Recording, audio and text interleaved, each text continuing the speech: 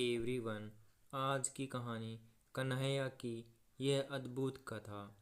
पौराणिक कथा के अनुसार एक बार की बात है, किसी नगर में एक राजा ने एक मंदिर बनवाया जिसमें श्री कृष्ण की एक मूर्ति भी रखवाई, लेकिन उसकी कभी पूजा नहीं की। पूजा करने के लिए मंदिर में एक पुजारी को रखा गया। पुजारी नियमित कन्हैया जी को नहलाता और बड़ी ही श्रद्धा भाव से उसकी पूजा अर्चना करता। राजा भी रोज कन्हैया जी के एक फूल की माला भेज देता और जब वह दर्शन करने आता तो पुजारी उस माला को उतार कर राजा को पहना देता। ऐसा करते करते पुजारी भी उम्र बीत चुकी थी।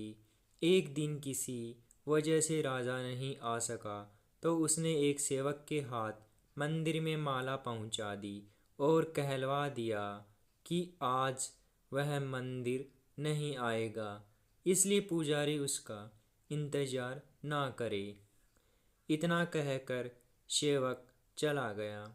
पुजारी ने हमेशा की तरह कन्हैया जी को माला पहना दी, लेकिन जब शाम हुई तो पुजारी ये सोचने लगा माला उतार कर किसे पहनाई जाए। उसने सोचा, क्यों न ये माला आज मैं ही पहन लूँ। वैसे भी मेरी उम्र हो चली है, जीवन का क्या पता कब ख़त्म हो जाए। इतना सोचकर पुजारी ने माला उतार कर अपने गले में डाल ली, लेकिन इतने में ही सेवक आ गया और उसने बताया कि राजा की सवारी मंदिर में पहुंचने वाली है। राजा की सवारी आने की बात जब पुजारी ने सुनी तो वह डर गया।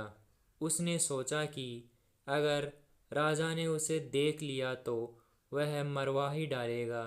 आनन फानन में पुजारी ने माला उतार कर वापस कन्हैया जी को पहना दी। जैसे ही राजा अंदर आया तो हमेशा की तरह पुजारी ने माला कान्हा जी के गले से उतार कर राजा को पहना दी, लेकिन माला पर लगा सफ़ेद बाल देखकर राजा समझ गया कि पुजारी ने यह माला स्वयं ही पहनी थी। बस फिर क्या था, राजा क्रोधित हो उठा और उन्होंने गुस्से में पुजारी से पूछा कि माला पर सफ़ेद बाल कहाँ से आया। तब राजा की बात सुनकर पुजारी डर गया और बोल पड़ा, ये तो कन्हैया जी का है। अब तो राजा और भी क्रोधित हो गए, क्योंकि कान्हा तो भगवान हैं और उनके बाल सफ़ेद कैसे हो सकते हैं। इसलिए राजा ने फरमान सुना डाला कि कल श्रृंगार के समय राजा खुद आएंगे और देखेंगे सच में ही कान्हा जी का सफ़ेद बाल हैं या पुजारी झूठ बोल रहा है। उन्होंने कहा कि अगर पुजारी ने झूठ बोला होगा तो उसे फांसी दे दी जाएगी। राजा का फरमान सुनकर पुजारी का बुरा हाल हो गया।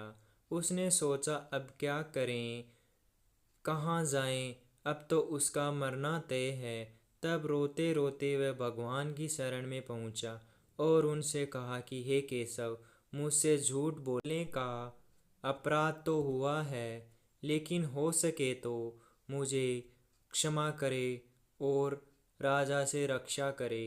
पुजारी ने कहा कि हे माधव, आपकी सेवा करते करते मैं बूढ़ा हो चुका हूँ, अब आप मुझे माफ़ कर दीजिए, ऐसी गलती दोबारा नहीं होगी।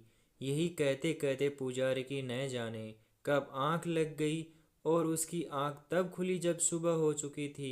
उधर सुबह होते ही राजा भी आ गया और कहने लगा, आज कान्हा जी का श्रृंगार वह खुद करेगा।